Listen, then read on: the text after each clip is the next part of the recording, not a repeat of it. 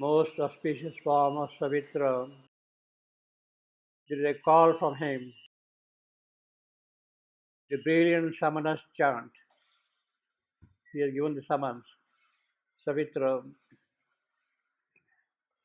and Savitri awakes with that call. And Savitri too awoke among these tribes that hastened to join the brilliant summoner's chant, and, lured by the beauty of the apparent ways, acclaimed their portion of ephemeral joy.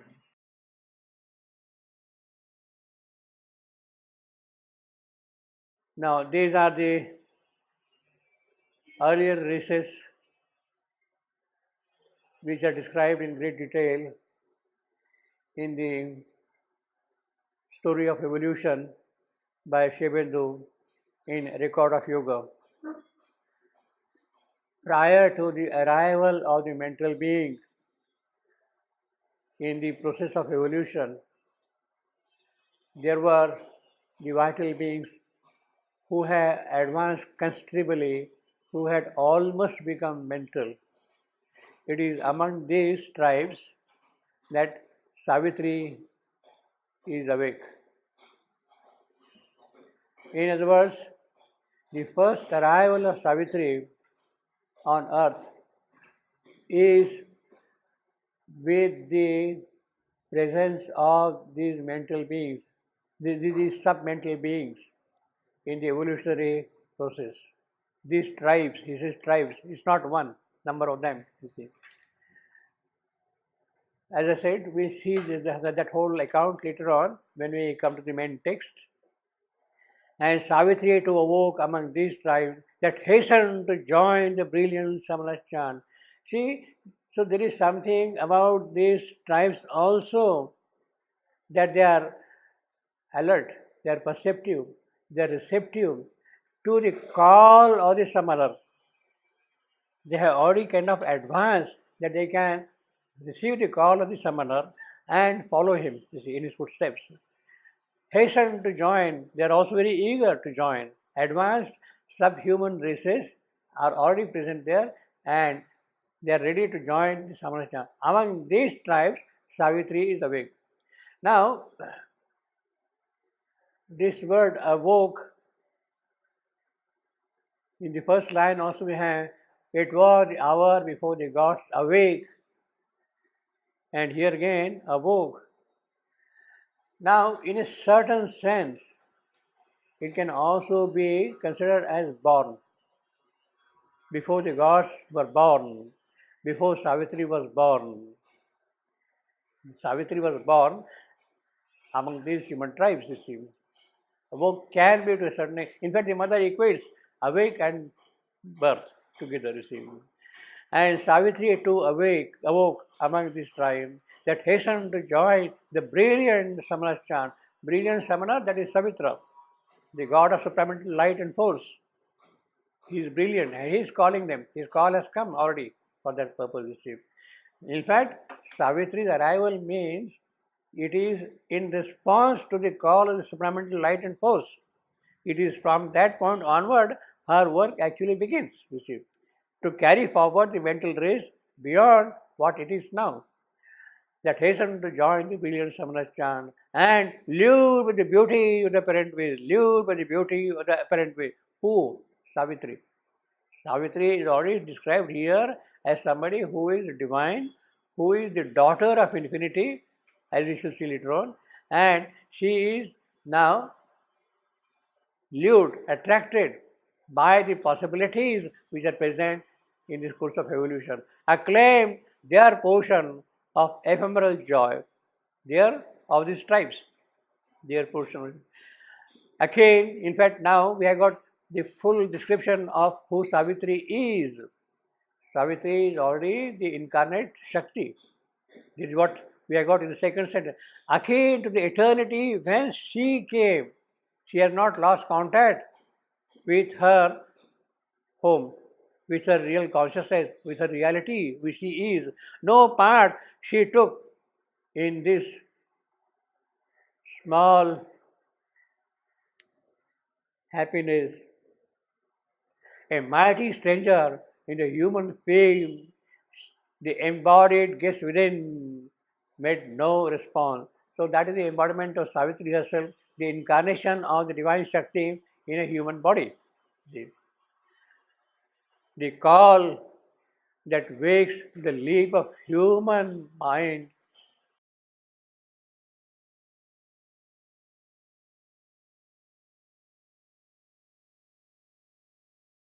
checkered eager motion of pursuit, is fluttering illusion of desire, way that visited her heart like a sweet alien note. Although she has taken the mortal birth, the human birth, the ephemeral birth, and the small birth, yet that thing is still kind of an kind of something foreign to her. She is not really governed by them at all. She has accepted the mortal birth, the human birth, the ephemeral birth, but that does not bind her. She is still in contact with the source of her eternity. The call that wakes the leap of human mind is checkered, eager motion of pursuit. Checkered, well, that is how it goes on. Our aspiration goes back and forth to all these processes. It's fluttering in hued illusion of desire, visited heart like a sweet alien note. Time's message of brief light was not for her. Obviously, because she is coming from eternity, from the timeless, and she has kept that part always intact with her. Time's message of brief light was not for her. Time's message of brief light was for these tribes, not for her. It is among them she has opened. You see. The mother explains, here then nothing is to say. Obviously, what can you say? Nothing to say. It is a description of Savitri's nature. She came from above and did not share the smallness of humanity. That does not mean that she is not participating in humanity. She is not accepting the conditions of humanity. She is in humanity with all the load of humanity, yet there is something in her which keeps her away from all that, above from all that, you see. Her contact with eternity does not get snapped by that, you see. She participates here, but still that original force is always there in her. Here, yeah, then in her there was the anguish of the gods imprisoned in our transient human mold, the deathless conquered by death of things. In her was the anguish of the gods. What is the anguish of the gods? What is the anguish the gods have? The gods have the anguish of helping this mortal, of taking him forward, of giving him light and love and joy and beauty and all those things. That is what they are striving for constantly. They are busy with that and they want to see that it does happen in the course of evolution. So that is the concern, that is the anguish of the gods which is always there. And Savitri is also sharing that anguish. A vast nature joy, sorry, where is that? Yeah. In her, there was the anguish of the gods, imprisoned in our transient human mold, the deathless conquered by the death of things, the deathless conquered by the death. See, the immortal who is immortal, he is accepting the condition of mortality. He is accepting the condition of mortality. He is passing through that phase, so to say. A vast nature's joy had once been hers. Once. It means that she has taken the mortal birth now. Therefore, that is not there now. A vaster nature, para prakriti, vaster nature, the transcendental Shakti, that is there, once had been her, but long could not its gold heavenly hue or stand upon the brittle earthly base, because that is not ready yet here, you see. A narrow movement on time's deep abysm, life's fragile littleness denied the power, the proud and conscious wideness and the bliss. She had brought with her into the human form, the calm delight that vests one soul to all, the key to the flaming doors of ecstasy. That is Savitri's greatness. What has she really brought? She has come here. What has she really brought? The calm delight, that oneness of all the souls. The most important thing is one soul to all. Oneness of soul everywhere. It is that same divine element present. The key, in fact, that is the real key to the doors of ecstasy, to the flaming doors of ecstasy. Oneness. In fact, that oneness we have already seen in other contexts also. How oneness becomes the foundation for Ashwapati's yoga to bring down the supramental rays upon the earth. Oneness, he says, that is the foundation of that. Earth's grain that needs the sap of pleasure and tears. Earth's grain that needs the sap of pleasure and tears. Yes, we cannot really enjoy happiness if there is no grief. We cannot enjoy kindness if there is no cruelty. We cannot really enjoy love if there is no hatred. That is the nature of humankind, you see. In fact, without cruelty, there cannot be love. Without love, there cannot be cruelty. They are necessary phases of a certain activity in a certain process of time and development, you see. Savitri, in one of the aphorisms, says very clearly, very beautifully, without death, life could not progress. Death is a necessity. Without cruelty, there cannot be love. That is a necessary part of the present stage of evolution. So, earth's grain that needs the sap of pleasure and tears, rejected the undying raptures boon, because that is required. Offer to the daughter of infinity. Now he has clearly said here, she is the daughter of infinity. She is the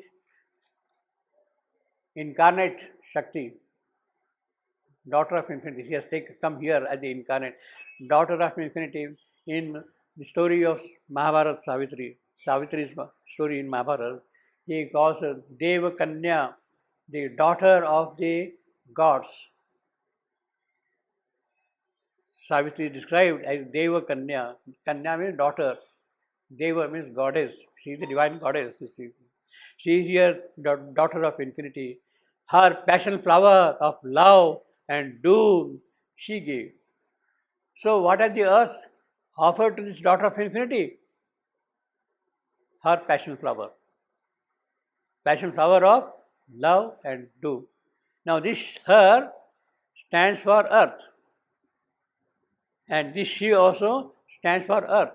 So what it means is that the daughter of infinity was offered by earth, earth's passion flower.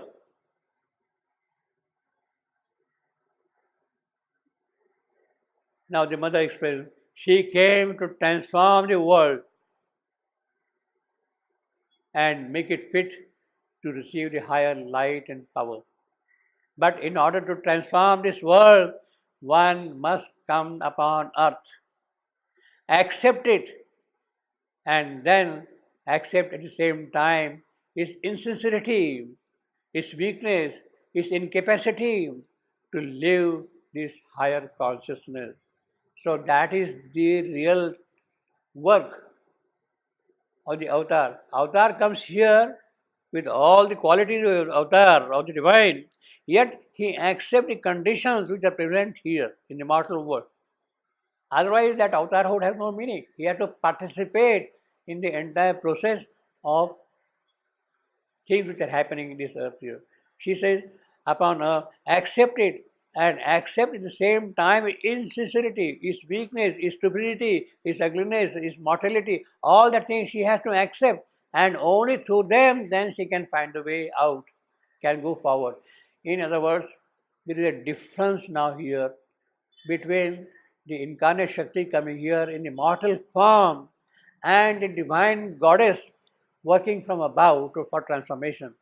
The divine goddess working from above for transformation is not going to participate in our insincerity, in our weakness, in our incapacity, and therefore she in a way becomes sort of helpless.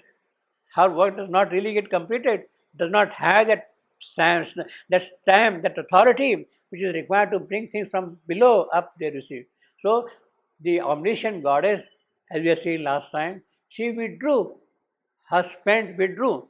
Why? She recognized that by simply seeing and doing things from above is not going to help it.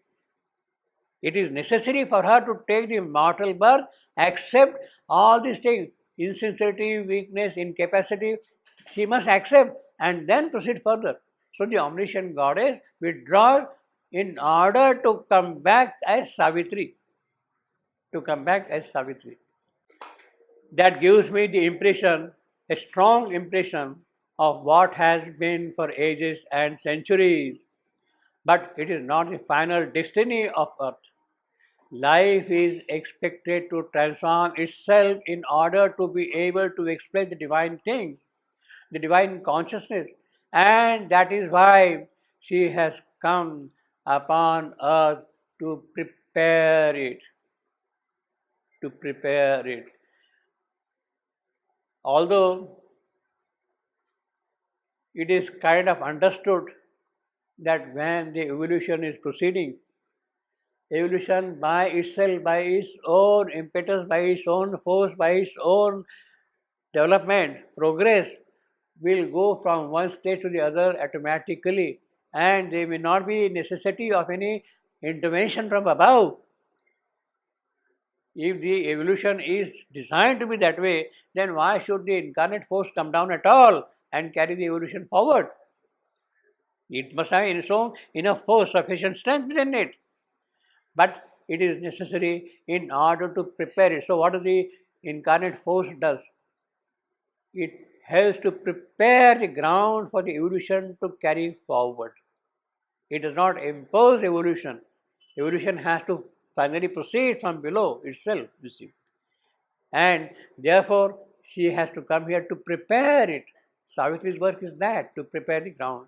In vain, now seeing the splendid sacrifice, a prodigal of a rich divinity, her rich divinity, well, she is what?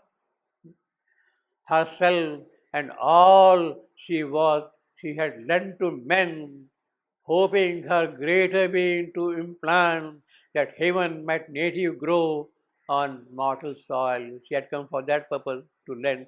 That is to prepare again. Hard is it, but well, this is what she has come to prepare. But what are the conditions here? Hard is it to persuade earth nature's change. The stubbornness of the inconscient nature is such that it will not easily change. It will stick on to its own habits. Death is a habit, and death will not give up its habit. It is hard to pursue it. It has to be then worked out in a different manner. Hard is it to persuade earth nature's change. Mortality bears ill the eternal touch. Yes, the eternal touch wants to come and do things, but help him. It fears the pure divine intolerance. It fears that mortality fears the divine intolerance. Is impatient to impose itself upon this one, but it fears that of that assault of ether and of fire, of that assault of ether and of fire, of that assault of ether and of fire. It wants to come and impose upon that thing. What a line of that assault of ether and of fire. It murmurs at its sorrowless happiness, almost with its naked power of truth, and the mighty sweetness of its absolute voice. It murmurs, mortality murmurs at the absoluteness of its voice, you see. This is the exact description of the condition of the earth in general. The grace comes, we reject it. We don't pay even attention to it. If we pay attention, we reject it. We don't allow it to work also. Only little by little, the number of people who are accepting this truth increases. So it is a very, very small, little, gradual process. That is why the divine knows that with patience, repeating this effort, one day it will bring its result. So the divine is not impatient. It keeps on quietly, silently working on it. In fact, it is by many repeated attempts and apparent failures that the work is done. Yes, through ages and ages, this has been happening, going on further. In fact, it is by many repeated attempts and apparent failures that the work is done. And it is the symbolic representation of this effort that is given in Savitri, in the epic Savitri serial. It is a symbolic work, not the telling of a story or something that happened. It is not a narrative, it is not a fiction, it is not a story. It is really a kind of a symbolic representation of the whole process, how it has been going on, little by little, how the work is being done by the divine. See. Image from if it divine it is the illustration in a condensed and image form of this effort of the divine to divinize, effort of the divine to divinize, gradually, step by step, slowly, the material creation. The whole thing has to happen in the material world. Actions that in appearance may seem failures as steps are definite steps. Mother is very hopeful, very optimistic. They have a part to play towards realization. This is one of the things that have been expressed and represented in Savitri. Infitting on the height the abysm's law, on the height the abysm's law, infitting on the height. This is what we do. We throw back our habits, our mal notions, etc. on them. It sallies with his Maya, heaven's messengers. She comes here, we throw our ugliness on the messenger itself. All these things. Its thorns of fallen nature are the defense. It turns against the Saviour hands of grave. It made the sons of God with death and pain. So that is the crucifixion scene he has described here directly. See, Christ, how he came and what he was offered, jeers and insults and beating, and put on his head the crown of thorns. That is what we do on the messenger who comes here. A glory of lightning traversing the earth's scene. There some thoughts fading, darkened by ignorant mind. Their work betrayed, their good to evil turn. They cross their payment for the crown they gave. Only they leave behind a splendid name. Well, this is what happened. Christ goes away, what remains behind is only Christianity. That is the pity. That is the pity, you see. That is the history of human life upon earth. It happens again and again, you see. Each time that help has been sent to hasten this evolution, it has been received in that way. But each time the effort and the help are bigger, higher, truer. Each avatar he comes, he gives some help, the next avatar adds to it much bigger, higher. Each time a little work, some result is achieved, and step by step the world grows towards realization. That is a slow process. Well, in a certain sense, step by step is important because it is only following step by step the whole sequence. Every detail is attended. You don't leave anything behind unattended. Otherwise, again, it will spring up and come as an obstacle. So, step by step, every detail has to be conquered and taken forward. So, step by step is required. The whole story has been shown under a symbolic form, in a symbolic story, and it is that Shivandu gives in Savitri. That is why he calls it a symbol, a legend and a symbol. Legend because it is a story which is told from time to time traditionally, but basically it is a symbol. Basically, but the legend is also a very powerful story. It is by itself that legend is already symbolic. That legend itself by symbolic. The fire has come and touched men's hearts and gone. It comes and goes away. A fire has come and touched men's hearts and gone. A few have got flame and risen to greater life. Well, this is what happened. A fire has come and touched men's hearts and gone. If we have caught flame and risen to greater life. In the hour of God, those who are ready, they cleanse the soul and make progress. Then the hour of God comes, the question asked to you, are you ready to profit from that? If you are ready, then a few have come and touched and gone. To unlight the world she came to help and save. Obviously, our world is not really like the world from which she has come. Her greatness weighed upon his ignorant brain, and from his dim chasm welled a dire return, a portion of his sorrow, struggle, fall. To live with grief, to confront death on her road, the mortal's lot became the immortal's share. What is the immortal's lot? Death. That has become now the share of the immortal. Savitri is now again described here as the immortal. She was described in many ways earlier, the daughter of infinity, one who has come from there. Now she is here as the immortal. To live with grief, unless she lives with grief, incapacity, inadequacy, all those things he has described, unless she participates in them, how can she really help? The immortal's lot became the immortal's share. She must participate here.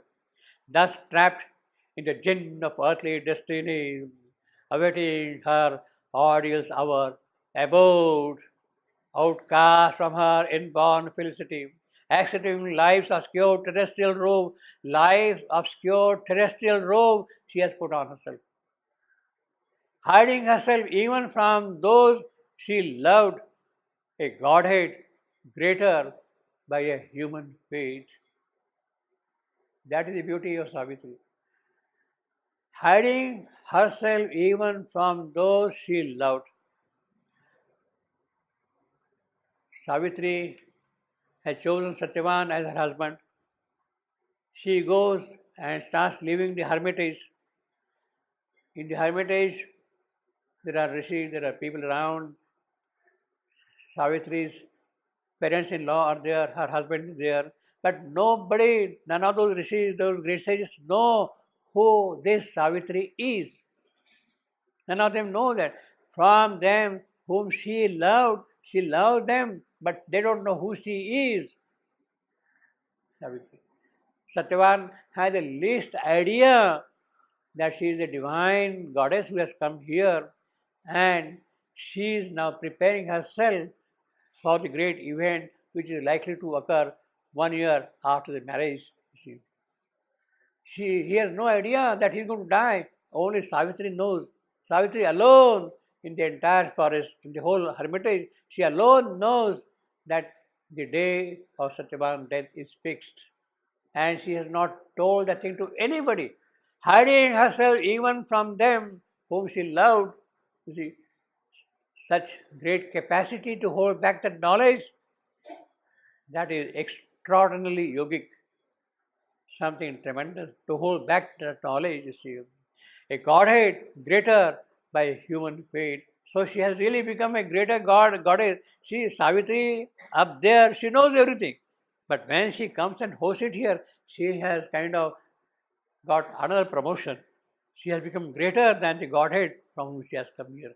By the fall into human race, if you are able to rise, you go beyond what you are as a Godhead.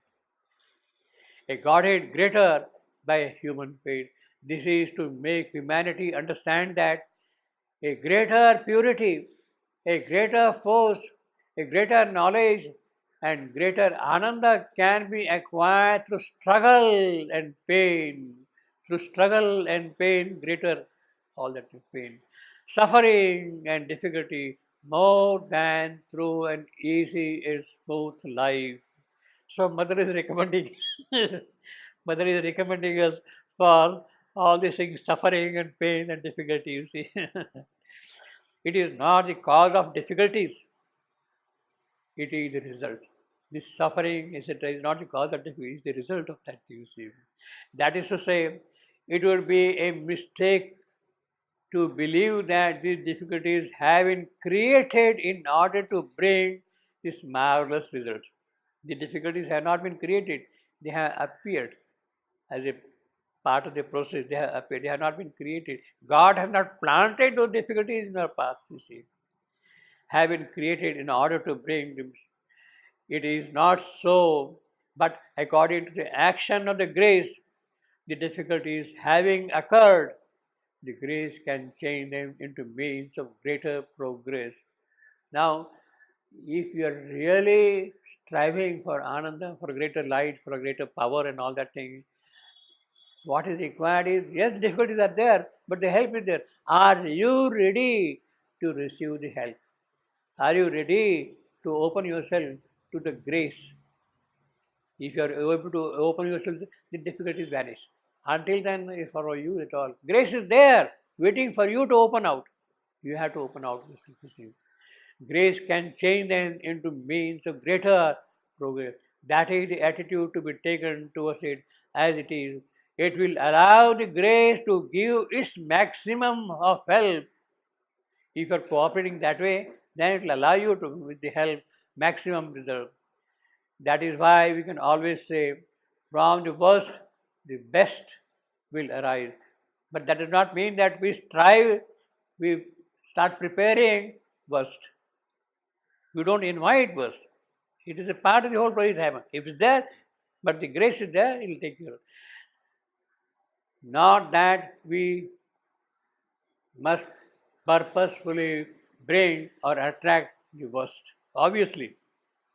But when we are faced by it, we must keep this fact and go on without hesitation, without fear, never losing an absolute quiet and a sure faith.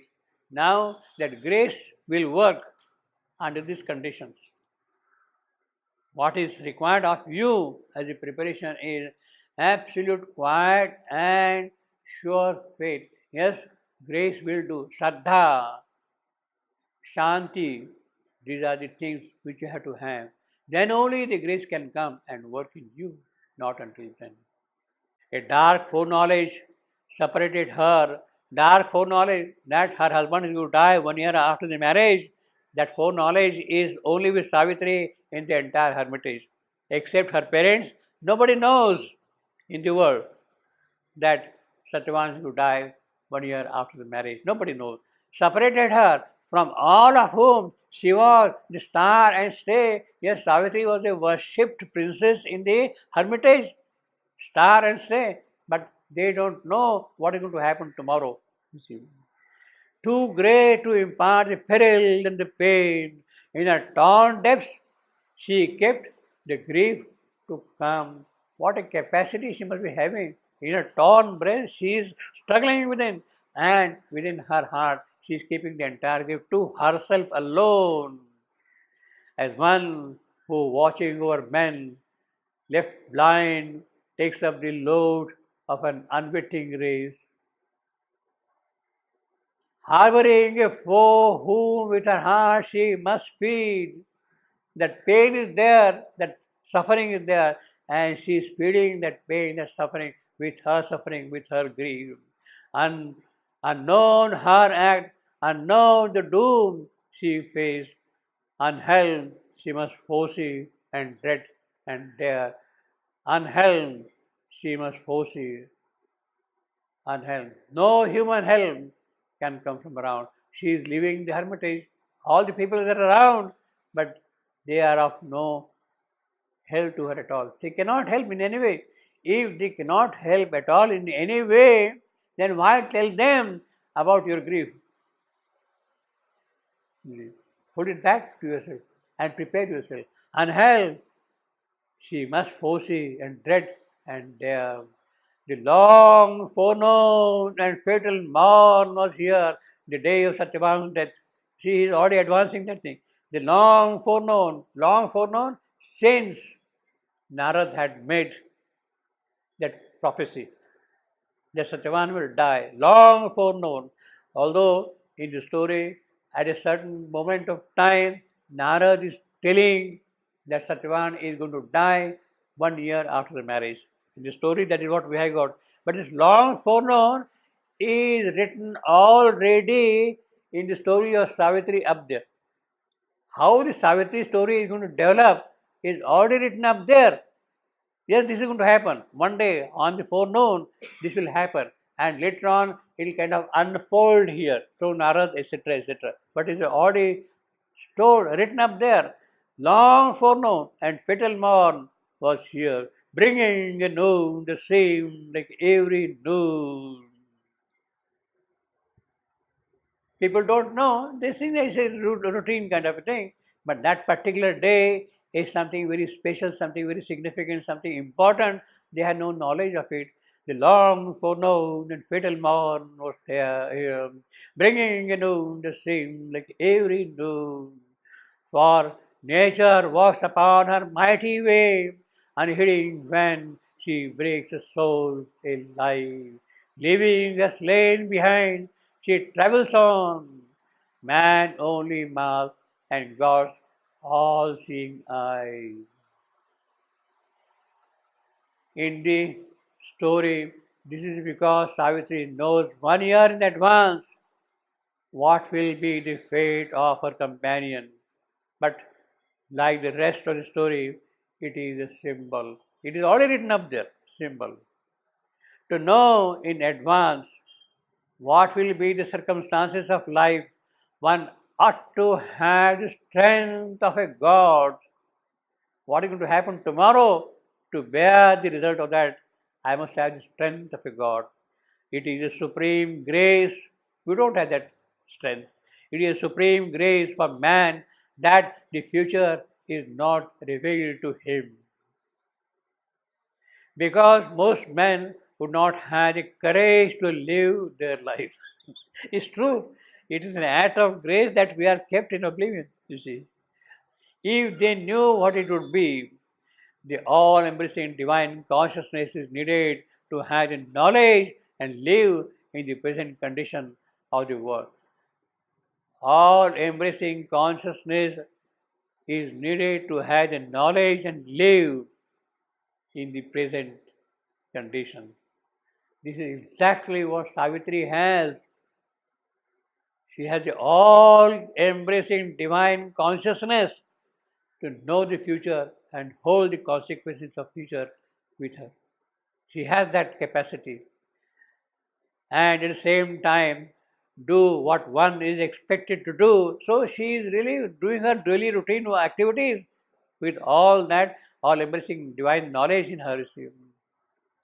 At the same time, do what one is expected to do and act according to the divine's will. When the consciousness of man becomes wide, strong, and pure enough to know, or rather to share the knowledge of the divine, then this knowledge comes along with the consciousness. Well, she is giving you a method that the future, if it is told to you, how you have to prepare yourself to the future. Mother is telling you, when the consciousness of man becomes wide, strong, pure, then you can share the knowledge of the divine. Then this knowledge comes along with the consciousness also. Now, still, I don't know whether I would be willing to do that. I would certainly like to be strong, pure, and all those things. But still, whether I would like to know the future or not, I'm not too sure yet, you see. It needs a different kind of a person. A supreme wisdom governs all the world and each and every detail of the world.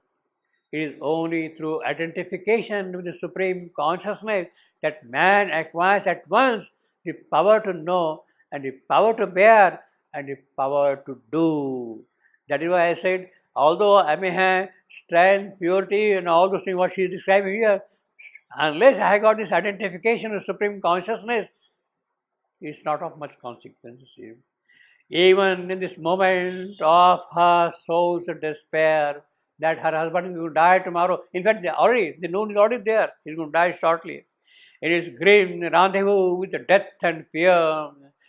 To no cry broke from her lips, no call for aid. She told the secret of her woe to none. Calm was her face, and courage kept her mute.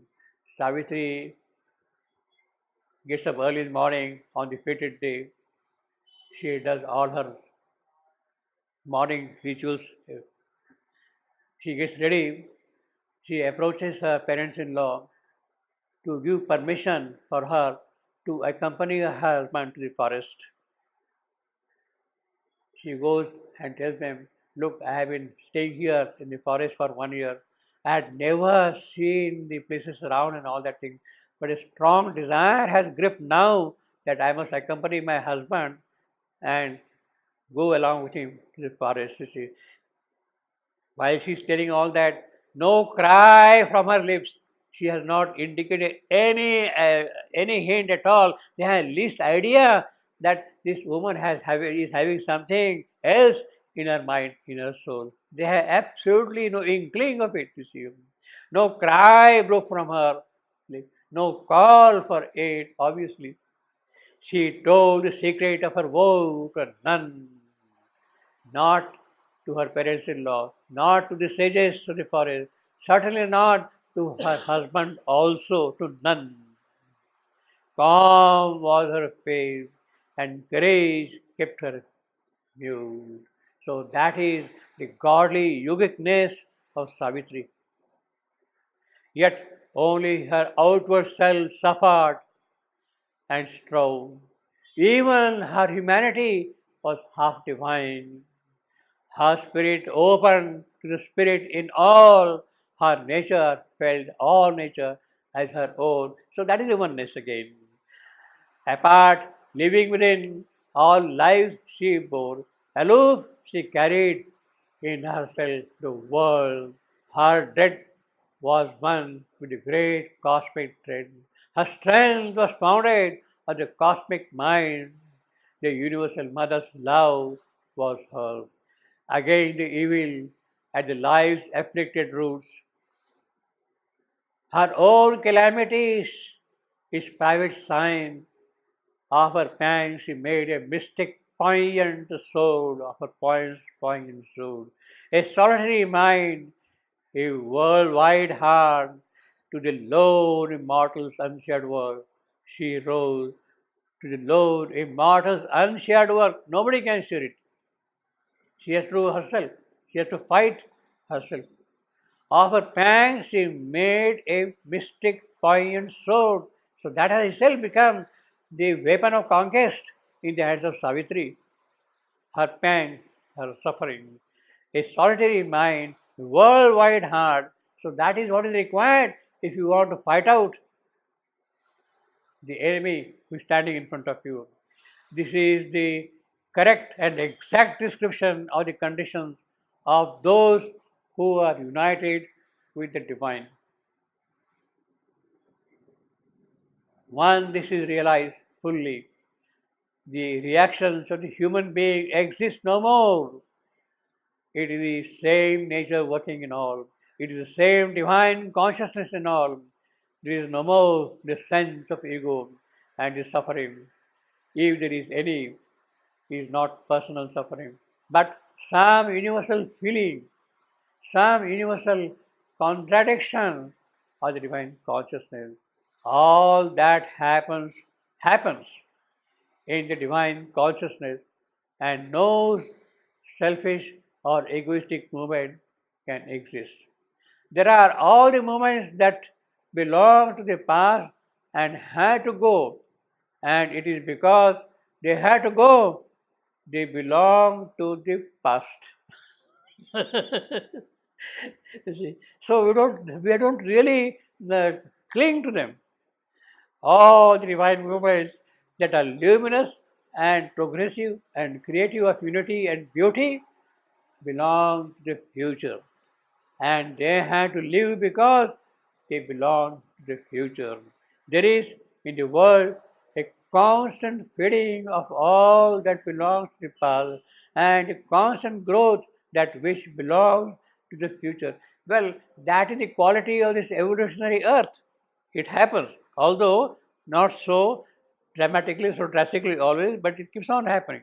When we are conscious with the divine consciousness, there is no attachment for what belongs to the past, and there is full collaboration with what belongs to the future. Personal motives exist no more, obviously. At first, life grieved not in her burdened breast. On the lap of earth's original somnolence, inert, released into the forgetfulness, thrown into unconscious, our minds were obtuse and tranquil like the stone and star. Well, that is how it happens. The avatar comes here, but slowly, slowly, slowly it awakes to its avatarhood.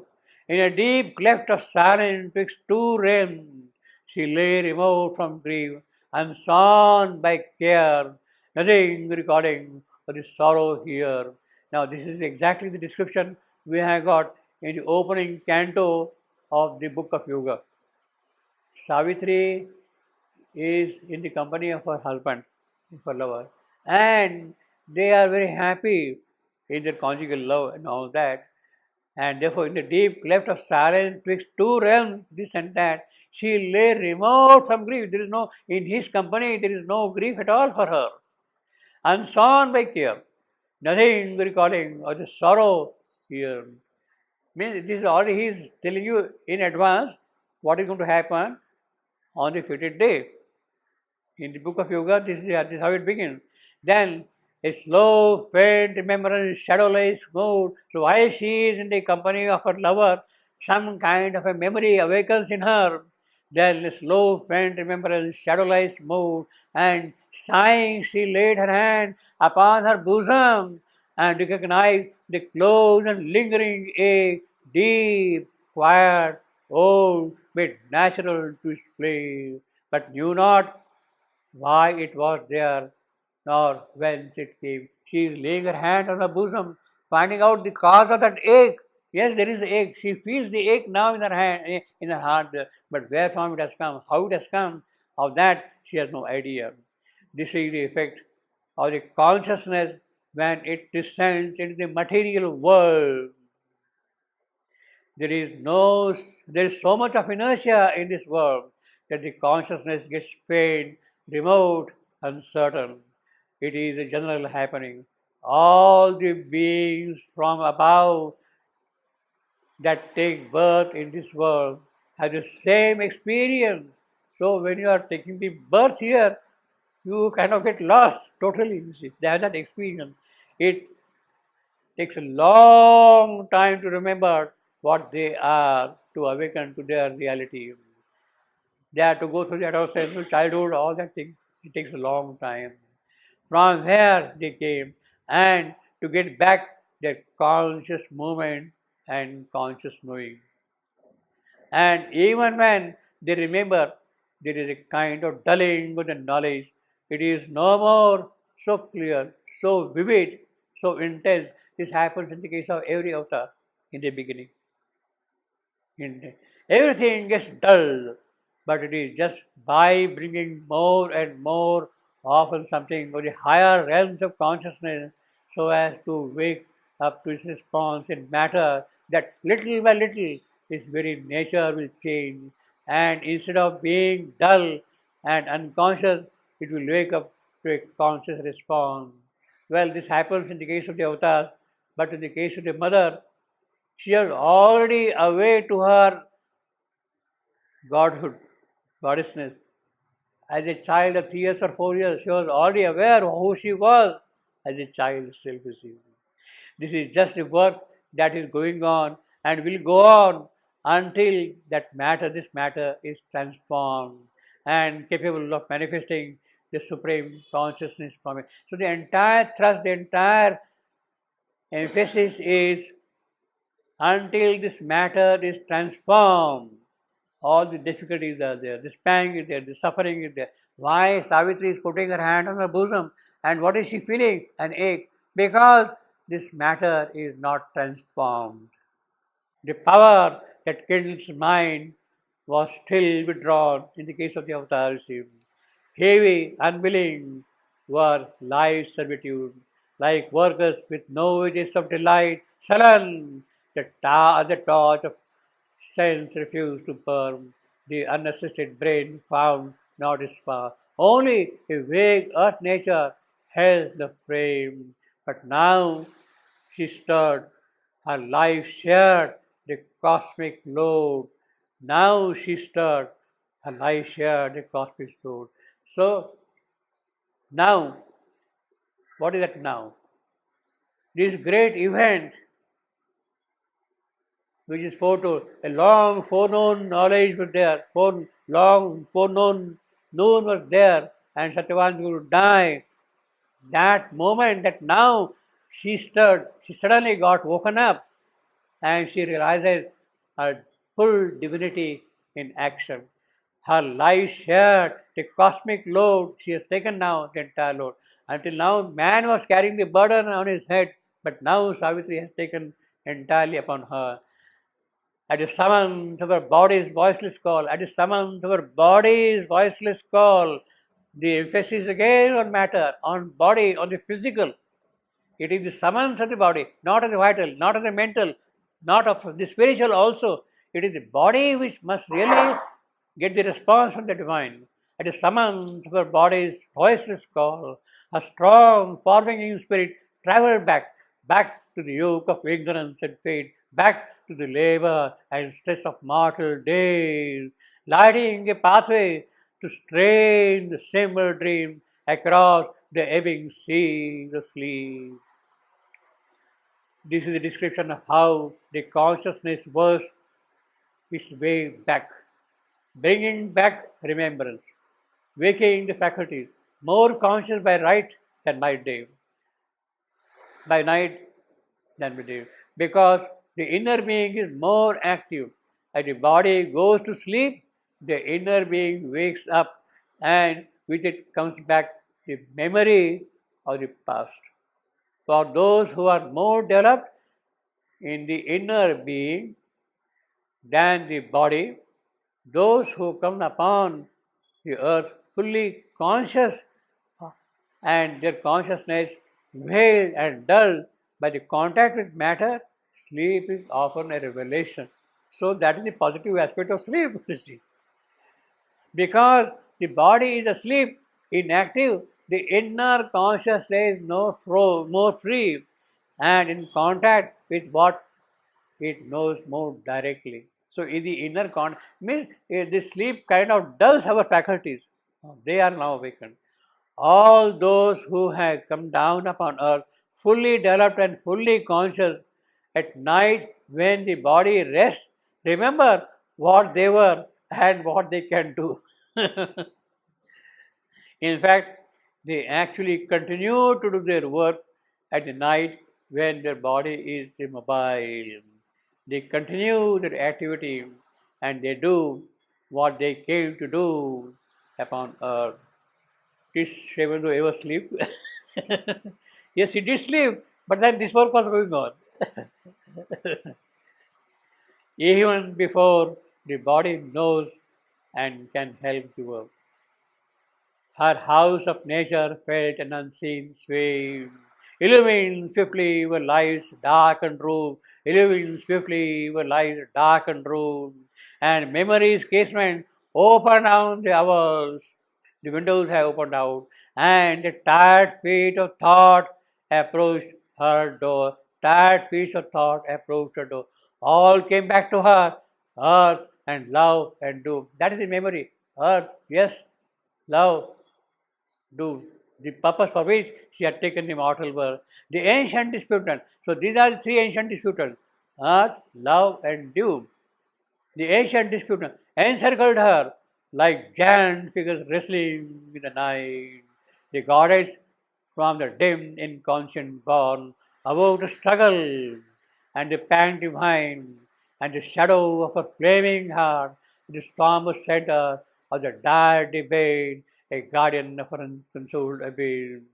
Inheriting the long agony of her goal, a stone still figure, high and godlike pain, stared into the space with fixed regardless eyes, that saw grief's timeless depths, but not life's goal.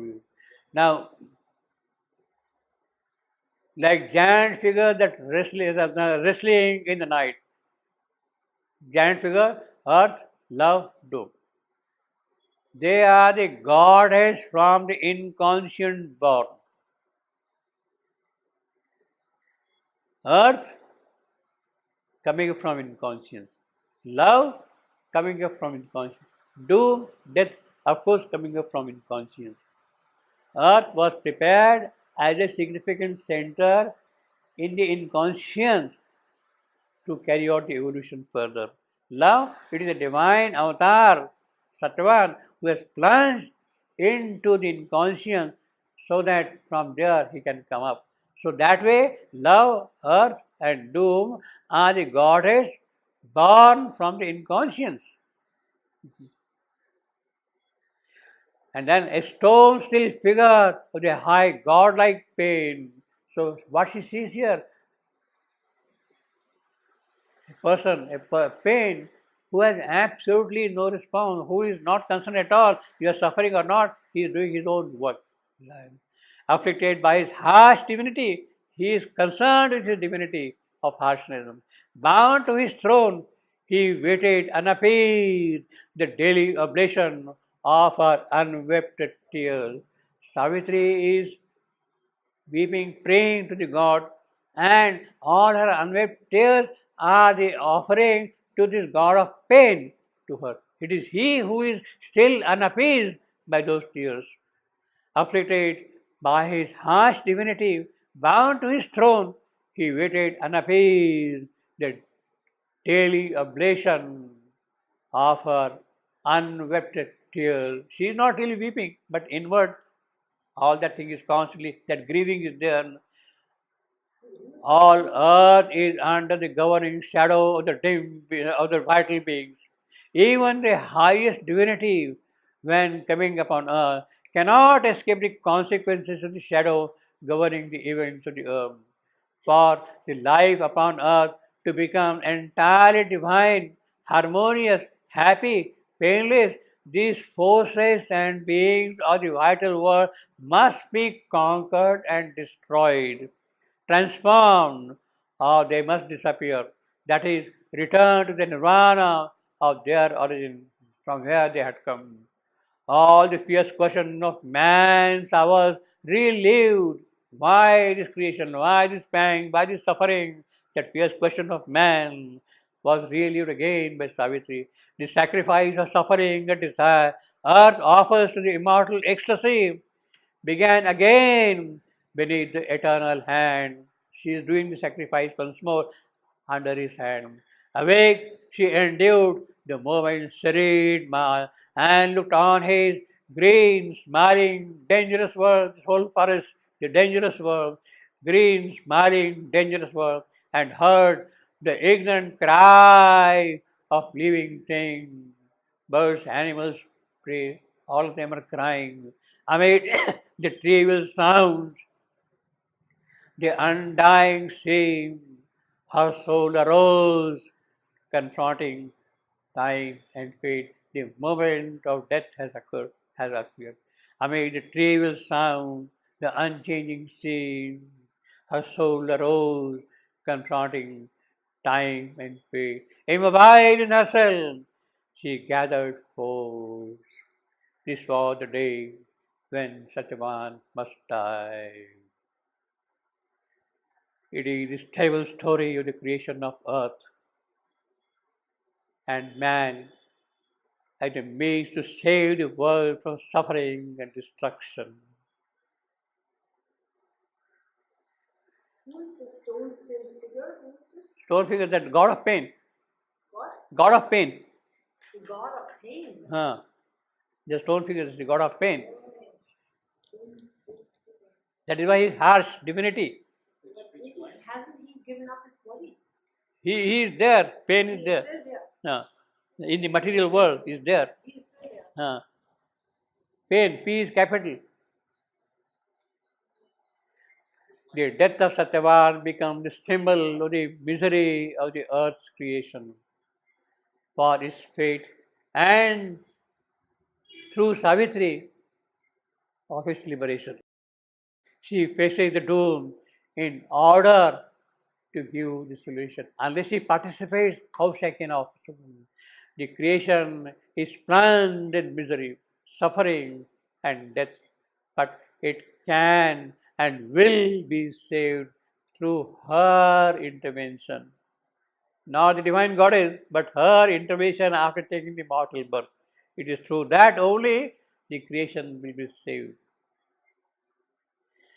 Well, that is the general run through of the first canto of Savitri, the Symbol Dawn. We'll take this thing in more detail as we go line by line, sentence by sentence, comma by comma in the course of time.